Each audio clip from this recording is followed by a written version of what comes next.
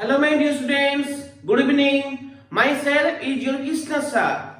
Welcome to my channel KP Classes. I hope you all are happy and healthy. So with a beautiful smile, let's start today's class. Today we will study the application of dimension analysis, application number 2 and application number 3. Last class हम application number 1 पढ़े थे, तो आज 2, 3 के बारे में हम बात करेंगे. तो व्हाट इज एप्लीकेशन 3? ना to check the correctness of a equation dimensionally. एक इक्वेशन सही ना गलत उसको हम चेक करेंगे by using dimensional analysis. So write down application 2.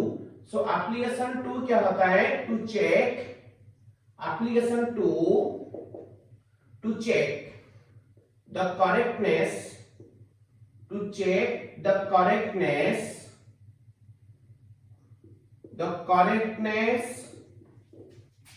of an equation dimensionally. एक इक्वेशन सही ना गलत उसको डायमेंशनली हम चेक करेंगे. ये एप्लीकेशन 2 होता है. ठीक है, तो चलते हैं. तो याद रखना, एक इक्वेशन सही है गलत उसको हम फर्क चेक करेंगे by using dimensional analysis. This is the second application of dimensional analysis. So एक इक्वेशन कब सही होगा कब गलत होगा कैसे जानेंगे ना? एक इक्वेशन में जितने टर्म्स होते हैं, ठीक है, एक इक्वेशन में जितने टर्म्स होते हैं, अगर हर टर्म्स का डायमेंशनल फॉर्मूला सेम है तो वो इक्वेशन करेक्ट, अदरवाइज इनकरेक्ट. फिर से बता रहा हूं, एक इक्वेशन में जितने टर्म है, सारे टर्म का अगर डायमेंशनल फॉर्मूला सेम होगा तो इक्वेशन करेक्ट होगा, अदरवाइज इनकरेक्ट. सपोज मैंने एक इक्वेशन लिखा a plus b equal to c plus d. बताओ ये इक्वेशन में कितने टर्म होते हैं? याद रखो, टर्म सब माइनस या प्लस साइन से अलग होते हैं. याद रखो, अगर मल्टीप्लाई या डिवाइड हुआ है वो एक टर्म बन जाता है, पर अगर वो प्लस माइनस से अलग है वो सब टर्म होते हैं. ठीक है, तो बताओ यहाँ पे कितने टर्म है? 4 टर्म है. एक a, दूसरा b, तीसरा c और चौथा d. ये 4 टर्म है. इक्वेशन में 4 टर्म है. अगर हर टर्म का डायमेंशनल फॉर्मूला सेम होगा, मतलब dimensional formula of a equal to dimensional formula of b equals to dimensional formula of c equals to dimensional formula of d. ठीक है, if ये सारे टर्म का डायमेंशनल फॉर्मूला सेम होगा, then the above equation is dimensionally correct. याद रखना, equation is dimensionally correct. ये होता है रूल. एक इक्वेशन सही ना गलत कैसे जानेंगे? इक्वेशन में जितने टर्म है, अगर हर टर्म का डायमेंशनल फॉर्मूला एक दूसरे के साथ सेम होगा तो वो इक्वेशन करेक्ट होगा, अदरवाइज इनकरेक्ट. कोई भी एक टर्म का डायमेंशनल फॉर्मूला बाकियों से नहीं मिल रहा है तो वो इक्वेशन करेक्ट नहीं होगा. याद रखो, ये इक्वेशन तब सही होगा जब उसमें शामिल हुए जितने भी टर्म होते हैं ना, सबका डायमेंशनल फॉर्मूला सेम होना चाहिए. ठीक है, ये होता है रूल. तो चलते हैं, इसके आधार पर हम कुछ क्वेश्चन करेंगे. एप्लीकेशन 2 बहुत सारा क्वेश्चन आपको प्रैक्टिस में दिया गया है अपने किताब में, उसको करना. तो पहले कॉन्सेप्ट समझ लेते हैं. ठीक है, ये होता है. तो एक इक्वेशन तब सही होगा अगर उसमें जितने टर्म शामिल हैं, तो अगर हर टर्म का डायमेंशनल फॉर्मूला एक दूसरे के साथ इक्वल होगा तो वो equation correct, otherwise incorrect. Let's discuss. मैं एग्जांपल फास्ट देते हैं कुछ क्वेश्चन. क्वेश्चन नंबर 1 मैंने लिखा, सपोज लिखा मैंने v equals to u plus at. ये first equation motion where v is the final velocity, u is the initial velocity, a acceleration, t time. ठीक है, और एक लिखा s equal to ut plus half at square. ठीक है, और third लिखा v square equals to u square plus 2as. और फोर्थ लिखा f equal to mv square by r. ठीक है, और एक क्वेश्चन लिखा p equal to rho gh. p मतलब pressure equal to density into acceleration into gravity into height. तो p equal rho gh. और एक लिखा, ठीक है, तो तो लिखा t equals to 2 pi root over of L by g, और ये लिखा, ठीक है। तो ये होता है E equal energy equal to half mv square plus mgh। देखो ये कुछ इक्वेशन में लिखा है, हमको दिखाना है, चेक करना होगा ये सब इक्वेशन क्या सही ना गलत, इक्वेशन करेक्ट या इनकरेक्ट, उसको हम चेक करके दिखाएंगे, ठीक है। तो चलते हैं वन बाय वन। तो फास्ट करते हैं क्वेश्चन नंबर 1, ठीक है। क्वेश्चन नंबर 1 का सॉल्यूशन करते हैं, ठीक है।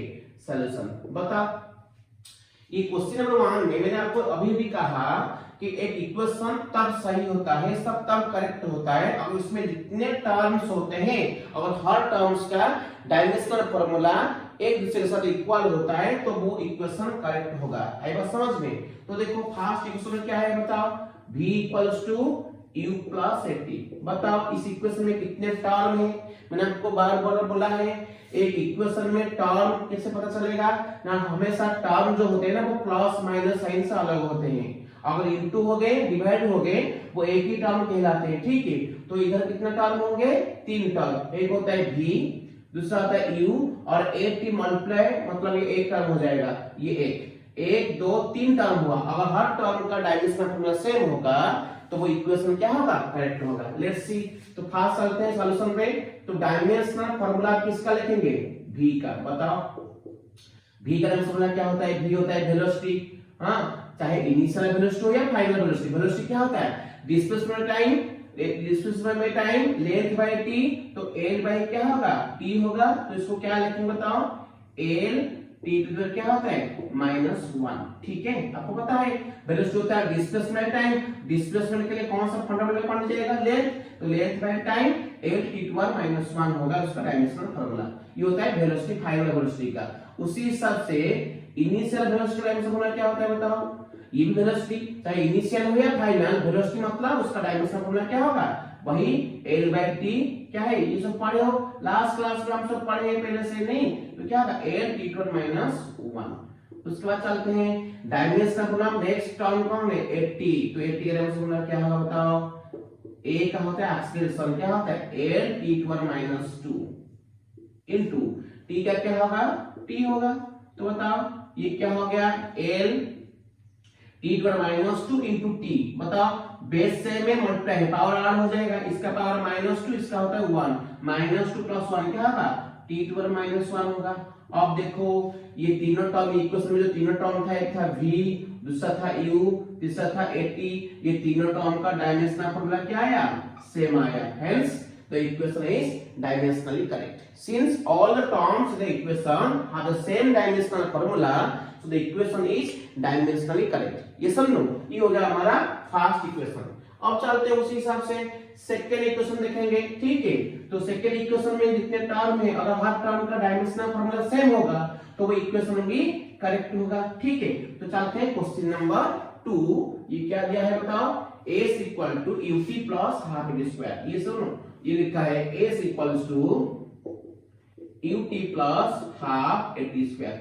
तो ये s मतलब क्या होता है, displacement, you know initial velocity, t time, a होता है एक्सेलरेशन, t होता है टाइम, और ये होता है हाफ होता है कांस्टेंट, ठीक है। तो चलते हैं इस इक्वेशन में कितने टर्म है, 3 टर्म। देखते हैं हर टर्म का डायमेंशनल फार्मूला निकालेंगे।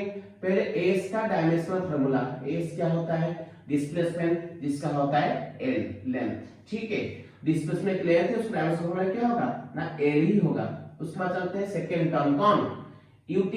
मैंने बार बार आपको बोला है अगर मल्टीप्लाई हुआ है तो वो सारे एक टर्म हो जाएगा, ठीक है। तो इक्वेशन में जितने टर्म होते हैं वो हमेशा प्लस माइनस साइन से अलग होते हैं। तो इसी हिसाब से इधर कितने टर्म है, 3 टर्म है, एक होता है s, दूसरा होता है ut, तीसरा होता है हाफ d स्क्वायर। अगर ये तीनों टर्म का डायमेंशन पूरा सेम हुआ तो इक्वेशन करेक्ट होगा, ठीक है। तो पहला का हो गया l। सेकंड टर्म देखो क्या है, ut का डायमेंशन फार्मूला क्या होगा, u का होता है l t - 1, वेलोसिटी गुना displacement by time, length by t, l t to -1। उसके बाद और एक t है, ये तो u का हो गया ना, उसके बाद t है, t का t देखो तो बताओ क्या हुआ ना, l t to -1 into t to 1, खाली t मतलब t टू 1, तो t टू -1 t मल्टीप्लाई करो तो बेस सेम है, पावर आर होगा -1 + 1 0 हो जाएगा, t² 0 किसके ऊपर 0 पावर दो क्या हो जाएगा 1, तो खाली l रहेगा, ये होगा l। ठीक है, तो ये हो गया ut का। थर्ड टर्म क्या है, हाफ 80² का डायमेंशनल फार्मूला। बताओ, नंबर का डायमेंशनल फार्मूला नहीं होता, ये हाफ इसका नहीं होगा। a का क्या होता है, एक्सीलरेशन क्या होता है, lt-2। अच्छा, ये हो गया a का। उसके बाद क्या है, t, उसका स्क्वायर रखो, t का स्क्वायर, तो बताइए क्या होगा, l t-2 t-2 क्या होगा, t-2 0 हो जाएगा, t-2 0 तो 1 हो जाएगा, तो l into 1 क्या होगा, l होगा। देखो इक्वेशन में कितने टर्म थे, 3 टर्म, s ut और हाफ 80², ये तीनों टर्म का डायमेंशन फॉर्मूला क्या आया, सेम आया, तो इक्वेशन में क्या होगा, करेक्ट। ठीक है, तो ये इक्वेशन भी करेक्ट, क्योंकि इसमें जो 3 टर्म है तीनों का डायमेंशन फॉर्मूला सेम। ठीक है, अब चलते हैं इक्वेशन क्वेश्चन नंबर 3 जो दिया है v² = u² + 2as। देखो इधर क्वेश्चन नंबर 3 ये इक्वेशन है, इसको भी चेक करेंगे। तो क्या है इक्वेशन, v² = u² + 2as। बताओ इस इक्वेशन में कितने टर्म है, 3 टर्म, एक होता है v², दूसरा आता है u², तीसरा आता है 2as। अगर तीनों टर्म का डायमेंशन अपना सेम होगा तो इक्वेशन करेक्ट होगा। चलते हैं 1 बाय 1। फर्स्ट v² का डायमेंशन फॉर्मूला क्या होता है, v का क्या होता है, lt-1, उसका स्क्वायर क्या हो जाएगा ना, l का स्क्वायर, t-1 का स्क्वायर क्या होगा, मैंने कहा था पावर के बाहर अगर ब्रैकेट के पावर के ब्रैकेट के बाहर अगर पावर है वो इनटू हो जाएगा, ये -1 ये 2 इनटू होने से क्या होगा, t-2 होगा। तो ये हो गया v² का डायमेंशनल फार्मूला। अब चलते हैं second term u² dimensional formula. तो u क्या होता है, इनिशियल वेलोसिटी, चाहे वेलोसिटी फाइनल हो या इनिशियल, उसका डायमेंशनल फार्मूला क्या होता है, lt-1। तो इसका क्या होगा, lt-1 होगा u के लिए, तो उसका स्क्वायर था होगा d² होगा। ठीक है, तो ये क्या हो गया बताओ ना, l², ये t-1 उसका स्क्वायर क्या होगा, t-2। आई बात समझ में, ये हो गया। अब चलते हैं थर्ड टर्म क्या है, 2as। तो बताओ ये थर्ड टर्म का 2 कांस्टेंट है, तो इसका डायमेंशन फार्मूला नहीं होता, ये होता है एक्सीलरेशन क्या होगा, l t-2।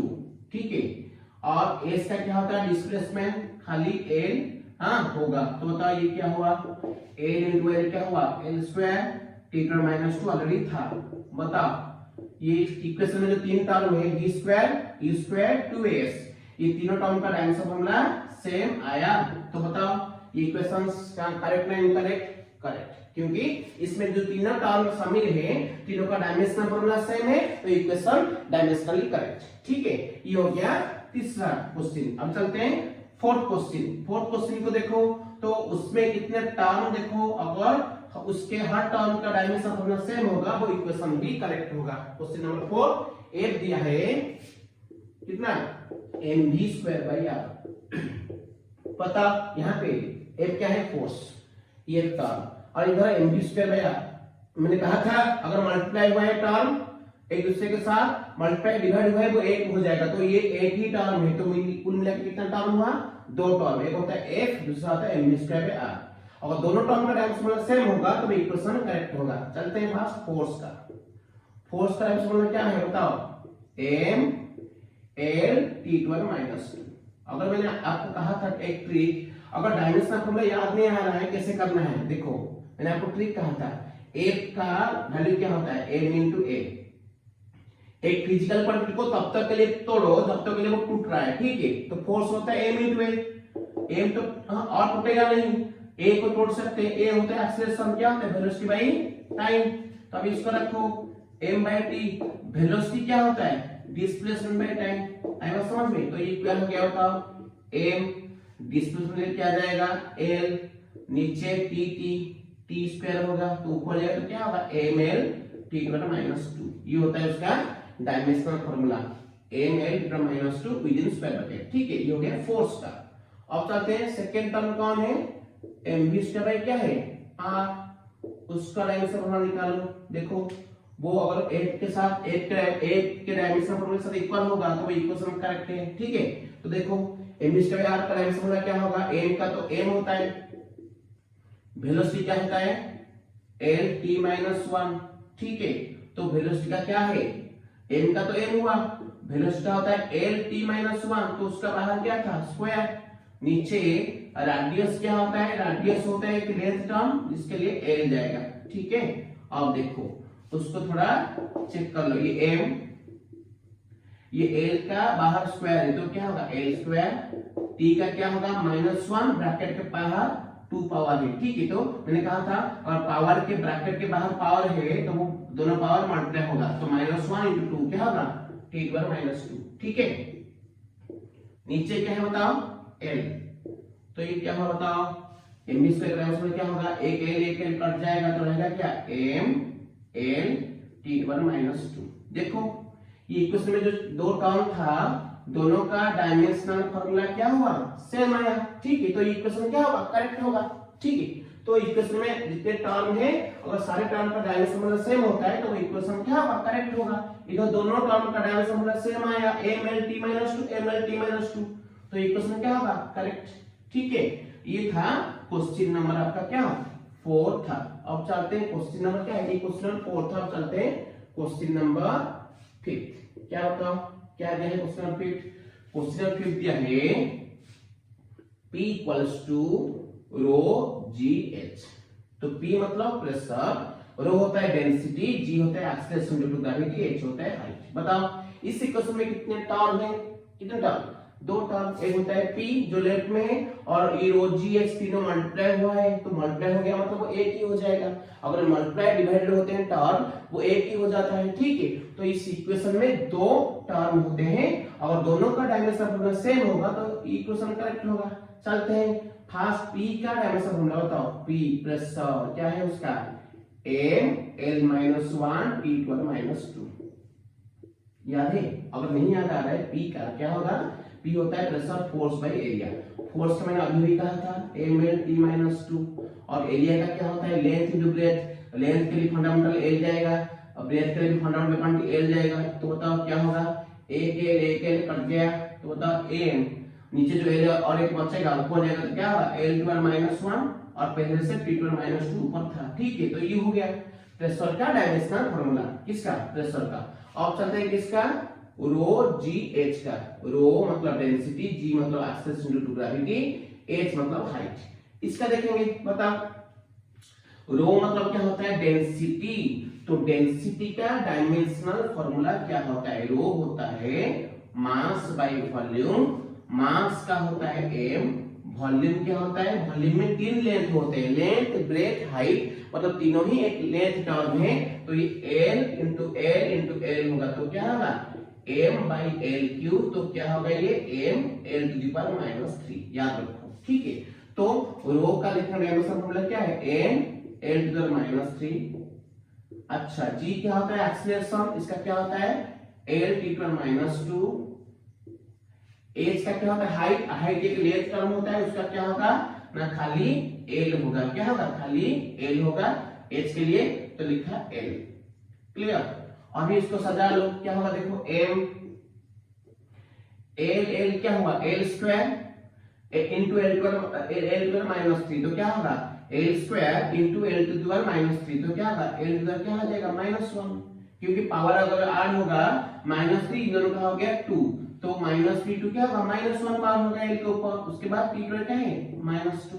देखो इस इक्वेशन में तो दो टर्म था, एक था p दूसरा था रो gh, दोनों का डायमेंशनल फार्मूला सेम आया m l⁻⁻1 t⁻²। तो ये इक्वेशन क्या होगा करेक्ट होगा, क्योंकि इसमें जितने टर्म शामिल है सबका डायमेंशनल फार्मूला सेम है। ठीक है, तो ये डायमेंशनली करेक्ट होगा। अब चलते हैं क्वेश्चन नंबर 6। ये सिंपल पेंडुलम का टाइम पीरियड कर दिया गया है। यहाँ पे t क्या दिया है t = 2π√g। g होता है acceleration due to gravity, l होता है length of the string of the simple pendulum. ठीक है, तो बताओ इस इक्वेशन में कितने टर्म है, एक तो टर्म t है और ये सारे टर्म मल्टीप्लाई डिवाइडेड फॉर्म में है तो ये एक हो जाएगा, तो कुल मिलाकर दो टर्म हुआ। अगर दोनों टर्म का डायमेंशन फार्मूला सेम होता है तो इक्वेशन करेक्ट होगा।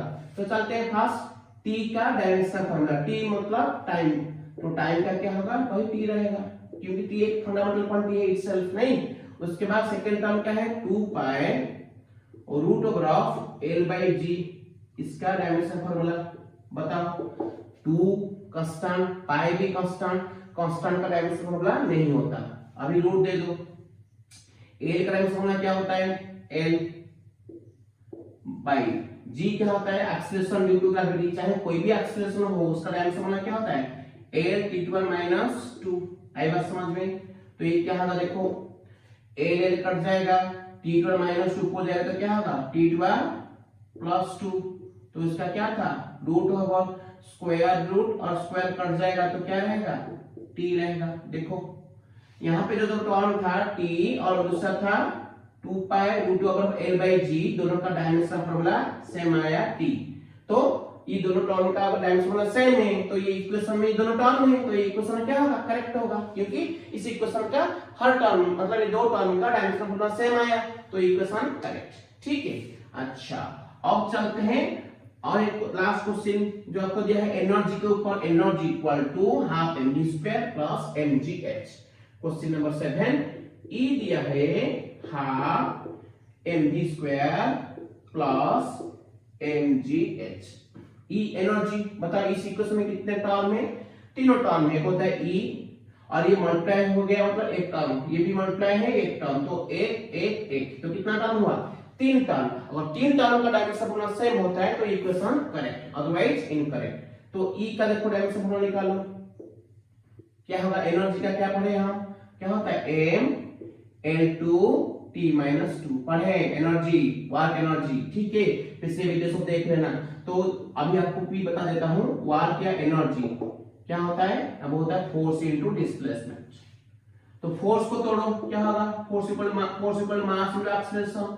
डिस्टेंस को रखो। ठीक है, अभी और इसको जब तक टूटता है तब तक तोड़ो।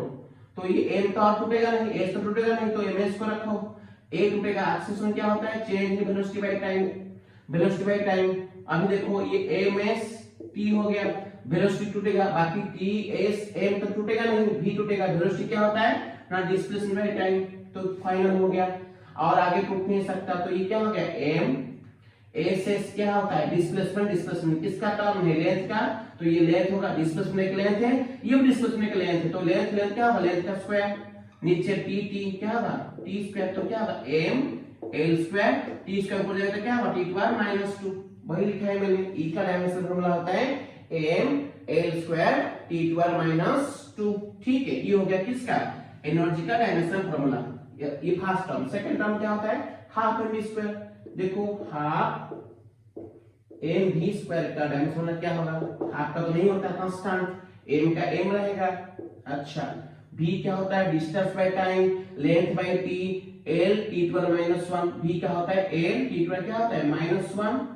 इधर v का स्क्वायर था तो स्क्वायर हो जाएगा। बताओ क्या हुआ? ये m हुआ, l का स्क्वायर l², t² - 1, उसके बाहर ब्रैकेट के बाहर पावर है, तो अगर पावर के ब्रैकेट के बाहर पावर है दोनों इनटू होगा, -1 × 2 क्या होगा? -2। देखो इसका डायमेंशन क्या आया? m L2 t² - 2। अब थर्ड टर्म देखते हैं, कौन? mgh। इसका डायमेंशन क्या होगा? देखो m का तो m जाएगा, g क्या होता है? Acceleration due to gravity. ये क्या होगा? चाहे कोई भी एक्सीलरेशन हो उसका डायमेंशन क्या होता है?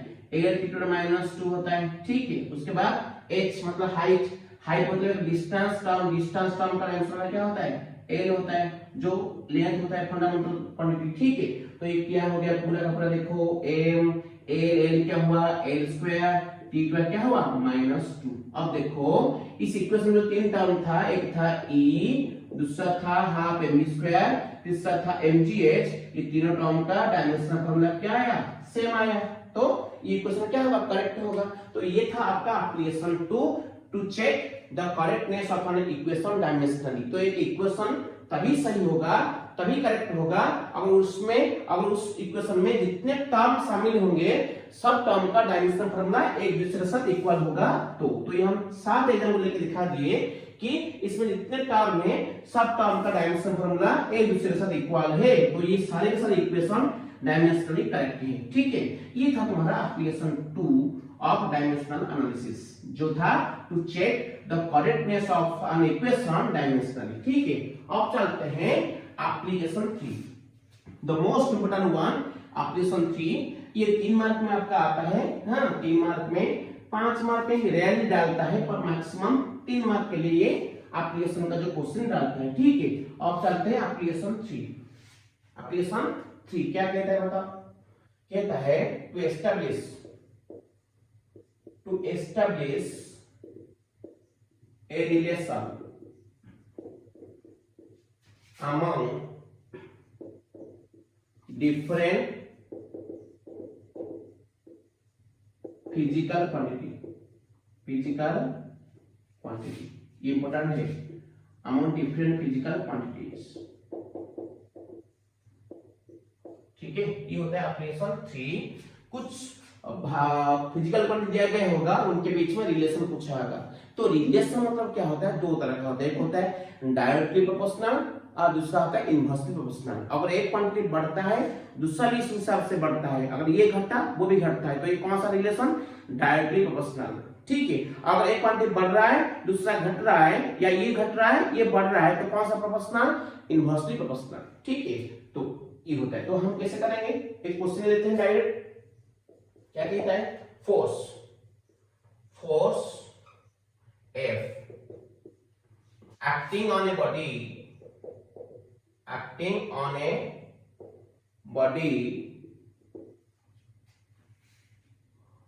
moving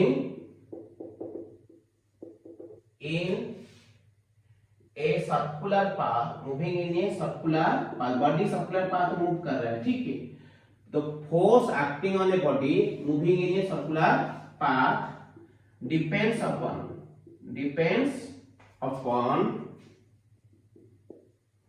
the mass of the body, वो क्या होता है? m, इट्स वेलोसिटी, बॉडी के वेलोसिटी को डिपेंड करता है, its velocity v, and the radius of the circular path,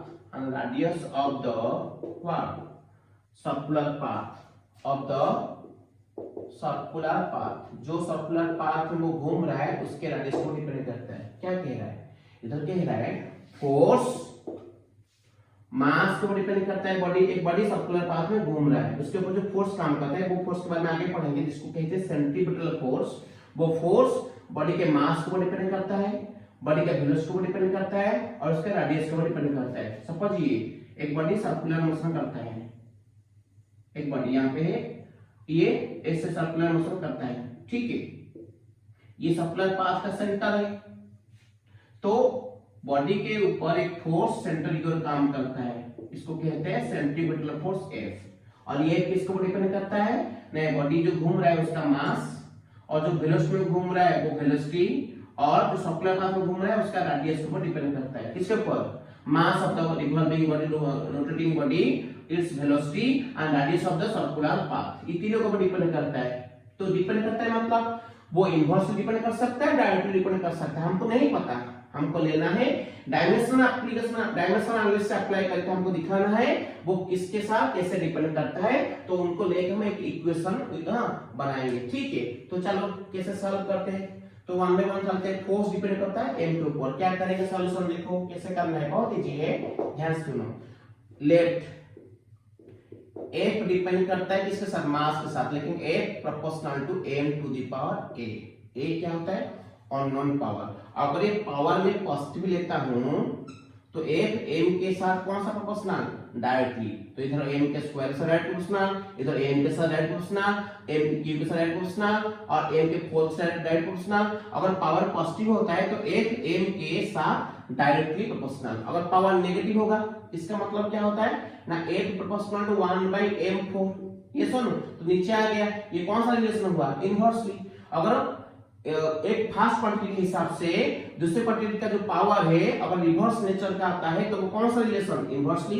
अगर फास्ट के क्वांटिटी के हिसाब से सेकंड क्वांटिटी का जो पावर है अगर सेम नेचर का आता है, इसका पावर पॉजिटिव, इसका पॉजिटिव, इसका नेगेटिव, इसका नेगेटिव, वो कौन सा प्रोपोर्शनल है?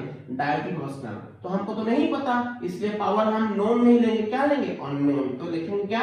लेट f m को डिपेंड करता है, let f proportional to m to the power a।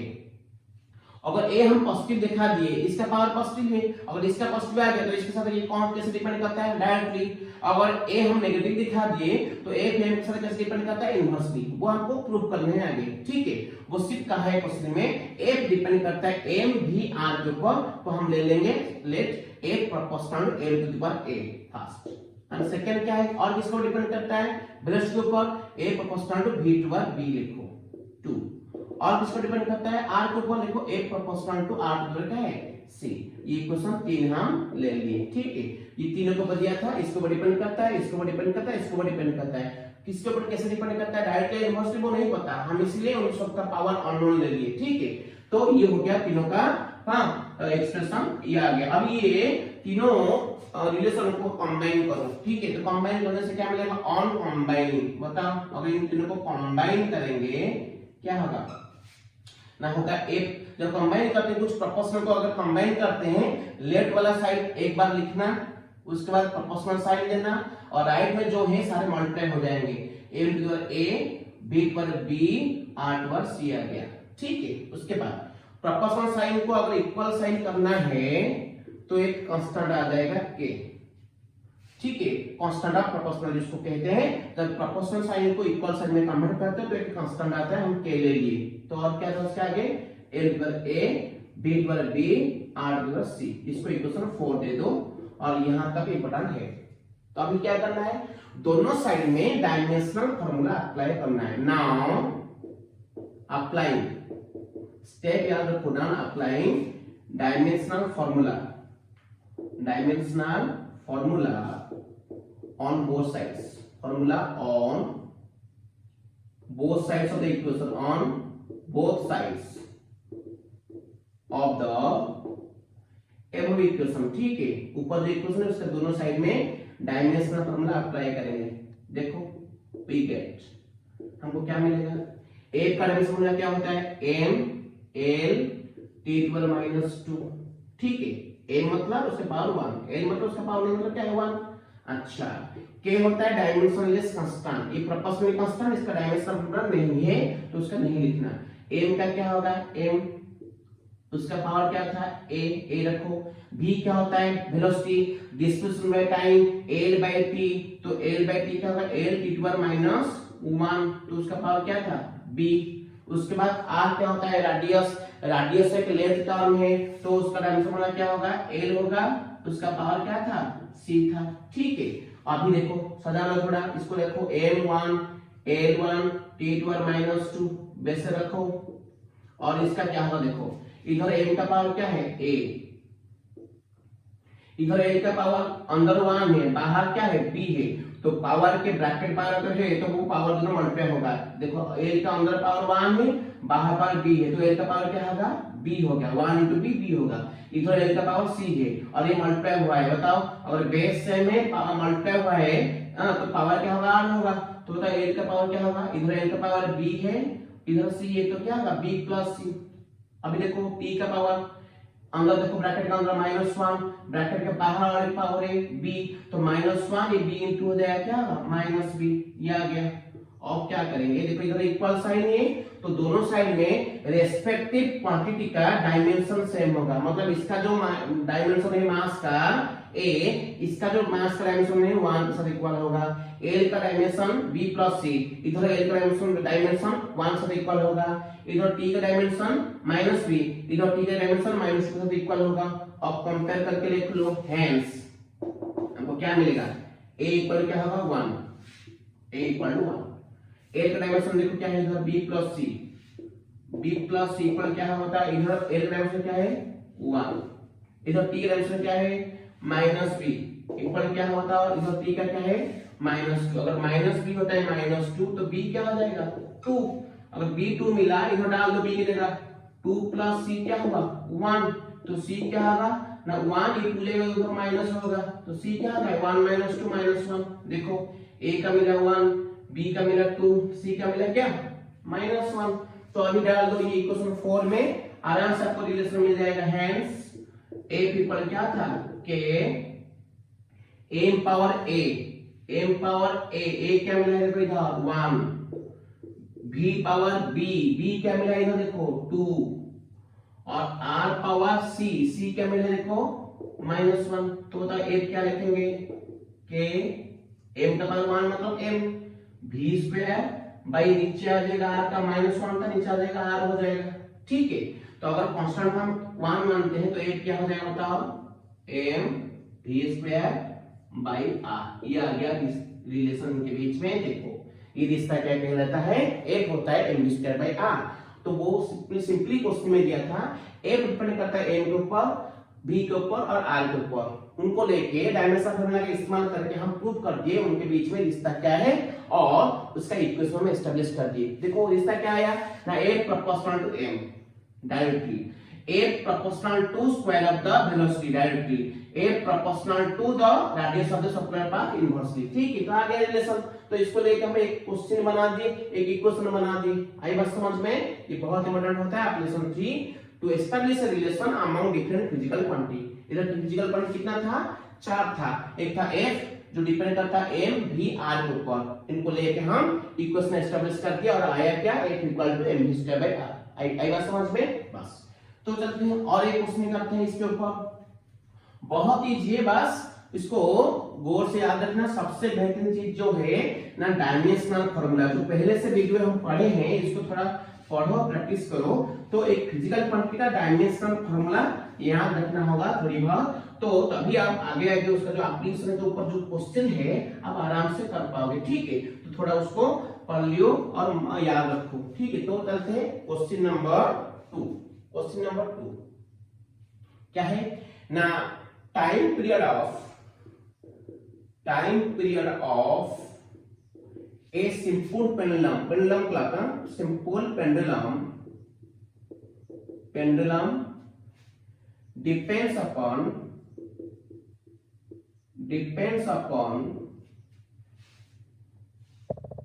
the length of the simple pendulum किसको डिपेंड करता है, लेंथ को, and the acceleration due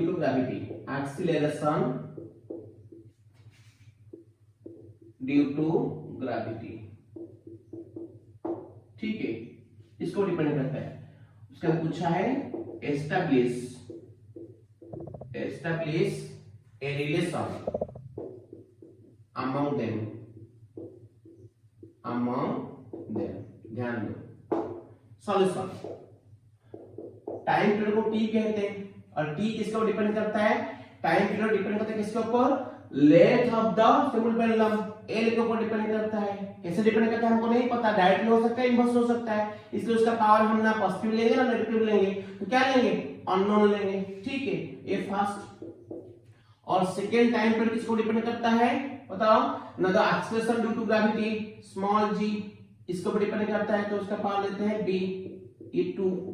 अब दोनों को कंबाइन कर लो, तो कंबाइन जब करेंगे ऑन कंबाइनिंग तो क्या होगा बताओ, अभी भी कहा ऑन कंबाइनिंग जब करेंगे लेफ्ट साइड जो है उसको एक बार लिखो, राइट साइड में क्या होगा मल्टीप्लाई हो जाएगा, a to the b a to the a, ठीक है, g to the b is. अभी उसके बाद प्रोपोर्शनल साइन को जब इक्वल साइन करेंगे तो क्या आएगा कांस्टेंट, तो क्या आएगा k a power a g power b। ठीक है, अब क्या करेंगे, अप्लाइंग डायमेंशनल फॉर्मूला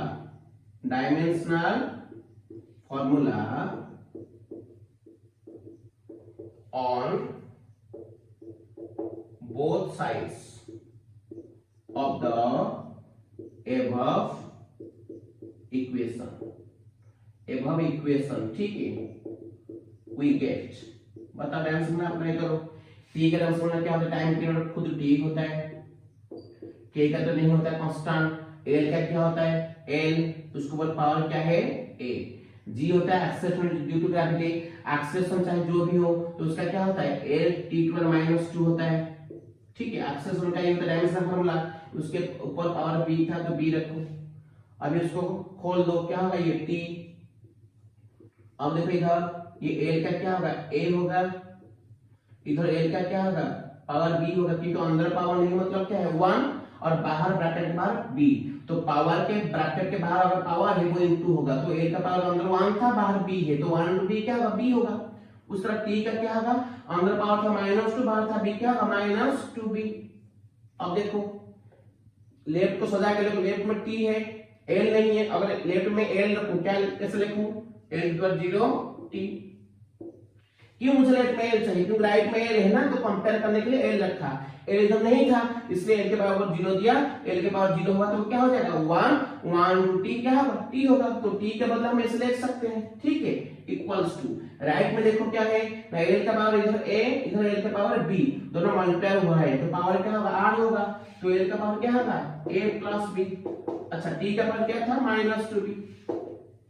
अभी दोनों साइड में क्या करो कंपेयर कर लो, बताओ इधर l का पावर क्या है a प्लस b इक्वल, इधर l का पावर क्या है 0 होगा, इधर t का पावर क्या है -2b इक्वल, इधर t का पावर क्या है नहीं मतलब 1 ना, तो क्या होगा 1 होगा। तो बताओ अगर -2b होता है 1 तो b क्या होगा 1/-1/2 होगा b, और b होता है -1/2, इधर डाल दो b की जगह, तो a प्लस b होता है -1/2 इक्वल क्या है 0, तो a क्या हो जाएगा -1/2 लेफ्ट में से जाके राइट में जाएगा तो प्लस हो जाएगा 1/2, आया a आ गया b आ गया। अभी इस दोनों का वैल्यू डाल दो यहाँ पे, तो t क्या होगा, t क्या था k l power a g power b था, तो क्या होगा ये k l power half g power -half, ठीक है, तो इसको सजा लो, तो t क्या हुआ k l/g का होल हाफ, तो इसको लिखो k पावर हाफ मतलब ये रूट ओवर हो जाएगा, ठीक है, याद रखो स्क्वायर मतलब पावर 2, 1/2 का मतलब रूट ओवर, 2 का मतलब स्क्वायर, 1/2 का मतलब रूट ओवर, तो 1/√2 हो जाएगा रूट ओवर किसका l/g का, ये आ गया t। और यहाँ पे k के लिए 2 पाई लिया गया है, ये आगे आप पढ़ोगे, वो जब आप पढ़ोगे ओसिलेशन वहां पे पढ़ाया जाएगा, तो कांस्टेंट k के लिए 2 पाई लिया गया है, तो ये इक्वेशन आ गया क्या t = 2 पाई l/g का रूट ओवर, ये आ गया equation for the time period of simple pendulum, ठीक है। अच्छा आप a करके भी रख सकते हैं, नो प्रॉब्लम, तो t हो गया 2 पाई रूट ओवर l/g, ठीक है। ये हम एक क्वेश्चन कर दिया अप्लाई करके डायमेंशनल एनालिसिस, ठीक है। अब चलते हैं और एक क्वेश्चन करते हैं, इंपॉर्टेंट है, 2-3 क्वेश्चन कर लो, ये दिमाग में पूरा सेट हो जाता है, ठीक है। बस आपको थोड़ा प्रैक्टिस करना पड़ता है, डायमेंशन फॉर्मूला याद रखना पड़ता है, और कुछ नहीं, बहुत बहुत इजी होते हैं, आप सब आराम से कर सकते हो, ठीक है। सो आपके पास जो जो किताब है ना उसको फॉलो करके ये क्वेश्चन कर लिया करो, बहुत इंपॉर्टेंट होता है आपके एग्जाम के लिए, ठीक है, और एंट्रेंस के लिए भी, ठीक है, बहुत इंपॉर्टेंट है। चलते हैं और एक क्वेश्चन नंबर 3, क्या है क्वेश्चन नंबर 3? क्वेश्चन नंबर 3 होता है, ठीक है, द प्रेशर ऑफ ए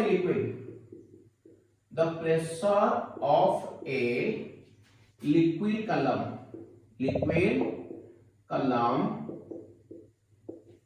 ठीक है, प्रेशर क्या होता है P ना, तो प्रेशर ऑफ ए लिक्विड कलम P depends upon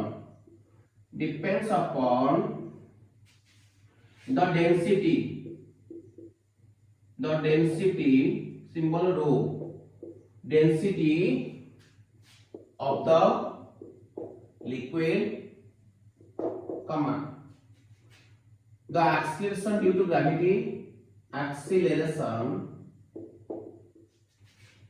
to gravity, क्या है small g, and height of the liquid कलम, और इसको डिपेंड करता है हाइट ऑफ द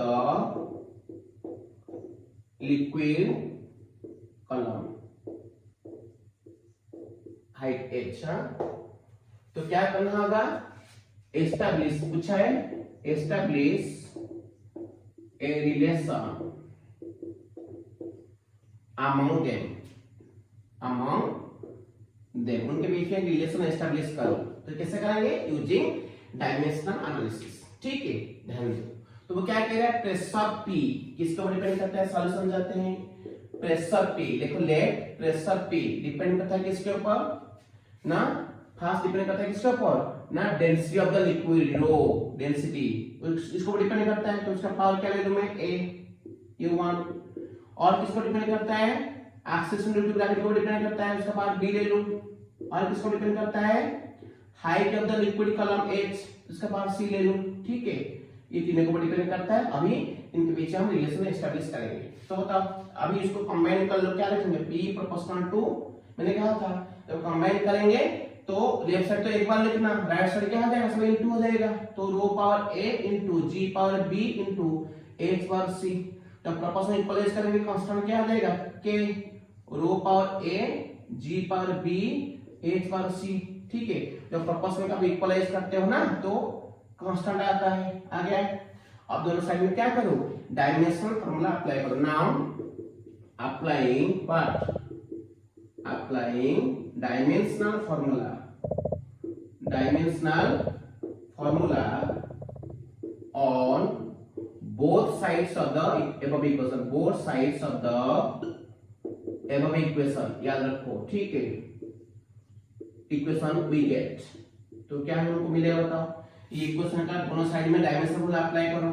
P होता है प्रेशर, प्रेशर का डायमेंशन क्या होता है, m L2 - 1 T2 - 2। ठीक है, इक्वल टू K का कांस्टेंट, उसका डायमेंशन नहीं होता, रो होता है डेंसिटी, मास। डेंसिटी क्या होता है, mass by volume, mass by volume मतलब m by l cube. Volume में कितना लेंथ आता है, लेंथ ब्रेथ हाइट तीनों लेंथ टर्म में, तो डेंसिटी क्या होगा, डेंसिटी होता है मास बाय वॉल्यूम ना, तो मास का तो m रहेगा। वॉल्यूम में तीन लेंथ आते हैं, तो लेंथ ब्रेथ हाइट, लेंथ के लिए क्या जाएगा, डायमेंशन फार्मूला l जाएगा, ब्रेथ के लिए भी l जाएगा, हाइट के लिए l जाएगा, तो l l l क्या होगा, l क्यूब, ऊपर लेगा तो क्या होगा, l टू द पावर -3। तो ये होता है डेंसिटी का dimension formula m l to the power -3, ये डेंसिटी का। उसका बाहर पावर क्या था, a था, तो मैंने a रखा। ठीक है, उसके बाद g, acceleration due to gravity क्या होता है, l टू द पावर -2, उसका पावर बाहर b था तो b रखा। उसके बाद हाइट h क्या होता है ना, उसका l होता है लेंथ, हाइट एक लेंथ टर्म, उसका पावर क्या होगा c। आई बात समझ में, ये आ गया। और देखो राइट साइड कंबाइन करके लेफ्ट के साथ कंपेयर करना। अभी देखो लेफ्ट वाला लिखो m L-1 T2 - 2। ठीक है, तो ये क्या हो जाएगा बताओ, m का बाहर पावर a है तो क्या होगा, m का a, अंदर पावर नहीं मतलब 1, तो अंदर पावर 1 ब्रैकेट के बाहर a, तो पावर पावर इनटू हो जाएगा, 1 इनटू a क्या होगा, a होगा। अभी a का पावर क्या होगा बताओ, अंदर पावर -3, बाहर होता है a, तो क्या होगा -3a, ये हो गया। अच्छा इधर देखो l का पावर अंदर नहीं मतलब 1, बाहर ब्रैकेट के बाहर b है, तो पावर पावर इनटू है तो l का पावर क्या हो जाएगा b। अब t का मान क्या होगा, -2b होगा, क्योंकि अंदर पावर -2t के ऊपर, बाहर ब्रैकेट के बाहर b है, तो -2b इनटू हो जाएगा तो क्या होगा -2b t के ऊपर पावर होगा। अभी l का पावर क्या हो गया c। अब एक साथ में देखो, ये m L-1 T-2, अब एक साथ में बोलो, इधर m और कहीं पे m है क्या, नहीं, तो m का पावर क्या आया a, l का पावर देखो इधर क्या है -3, इधर क्या है l का पावर b, इधर का l पर क्या है c, ये तीनों मल्टीप्लाई हुआ है तो पावर सब ऐड होगा, तो -3a + b + c होगा l के ऊपर पावर। उसके बाद t का पावर क्या होगा, -2b था इधर, और कहीं पे t नहीं ना, तो ऐसे रख लो। अब दोनों साइड में कंपेयर करो, देखो क्या आता है ना, इधर m का पावर क्या होता है a, हेंस a इक्वल क्या होगा 1, l का पावर क्या है -3a + b + c इक्वल, इधर l का पावर क्या है -1 होगा। अच्छा उसके बाद इधर t का पावर क्या है -2b इक्वल क्या होगा, इधर t का पावर क्या है -2, तो a का पावर तो 1 मिल गया, a का वैल्यू। अभी इसको देखो -2b हमको क्या मिला, -2, -1 काट दो तो 2b क्या होगा इक्वल टू 2, तो b क्या हो जाएगा 2/2 1, तो b मिला 1, a तो 1 मिला हुआ है, और यहाँ पे डाल दो इक्वेशन में, डाल दो a और b वैल्यू डाल दो, c मिल जाएगा। तो बताइए इक्वेशन क्या था, 3a + b + c इक्वल क्या था -1, तो -3 a का वैल्यू 1 डालो, देखो a 1 मिला है, प्लस b हमको क्या मिला है, देखो इधर b क्या मिला है 1 डालो, प्लस c इक्वल क्या है -1।